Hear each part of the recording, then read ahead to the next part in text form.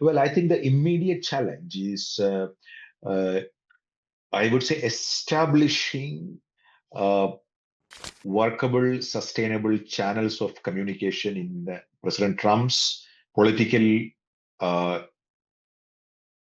advisory council or brains trust at the White House and surrounding him.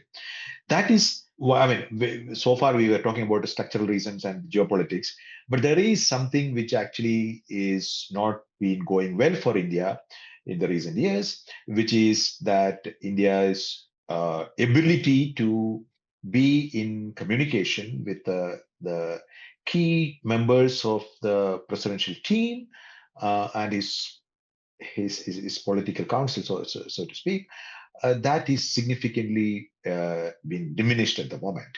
Even during President Trump's first term, Indian diplomats and Indian uh, Ministry of Foreign Affairs, External Affairs Ministry had very good advocates in his orbit who would argue India's case.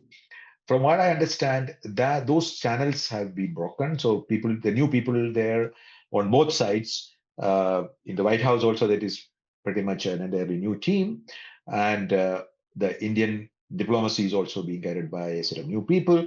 So I think we need to really work on opening and building those communication and uh, communicating with them about India's the same point actually the same points that we all talk about. India's rise is not a threat by any means to the United States, and India has its own development imperatives, which compels it to give protection to its farmers, to ensure that it has a robust manufacturing sector.